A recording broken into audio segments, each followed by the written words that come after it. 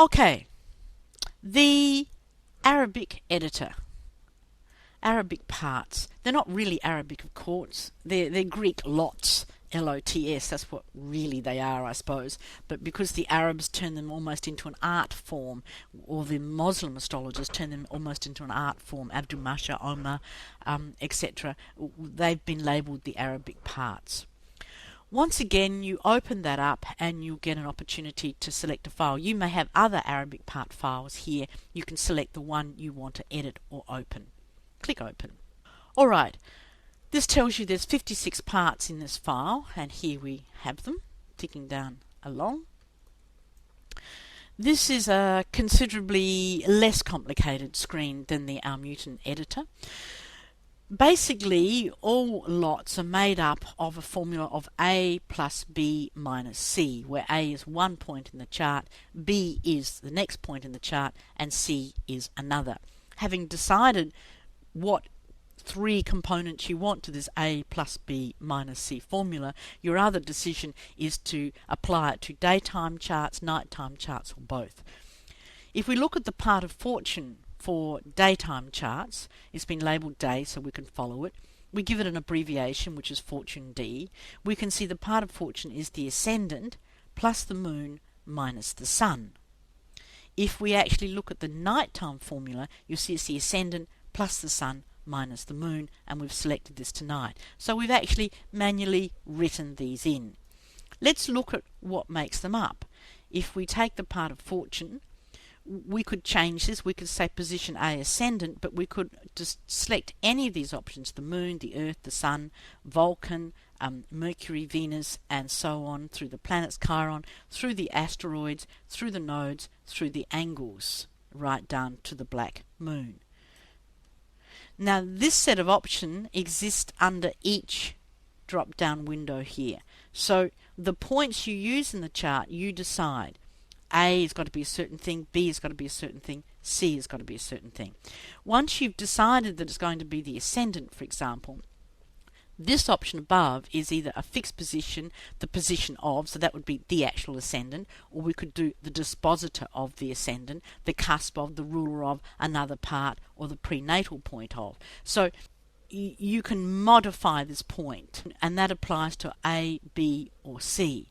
So for example, let's actually have a look if we can find some odd ones in here. Let's just click through. Now here's one. The part of life that's been constructed is the position of the ascendant plus the position of the sun and minus the position of the prenatal new moon. So there's that option there. You can add a new point here. We can just simply say add, and let's say, part of Jigsaw, just for fun. Let's call it Jigsaw. And let's say the part of the midheaven. I'm just making this up. Position of the midheaven versus or plus the, let's say, the dispositor of Mercury minus the ruler of 10th house. There we are. Let's play with that. So if you'd constructed that, you simply say save. Let's call it Jigsaw my points, just for fun. Save. We'll quit that. Now let's go into the research module, tabulated graph, more points. Let's actually have a look at the Arabic parts. We've got the standard set there, but we don't want that. We want my set of parts. So click on parts file, and there it is. My parts, highlighted, open. And now we've got that new one, and if we go right down to the bottom, we can see the part of Jigsaw which we could add and run, test on, etc., do our research on. Just one other thing to mention here, if we just move out of this, go back into our Arabic parts editor, open up the My Parts, is you've got it right down the bottom. You might think, well, it's out of order. I want to put it up the top, or I want to rearrange the order of these. If you simply highlight the part and use these arrows, what you're doing is you're moving the part up the sequence. So you can we can move it right up to the top of the list.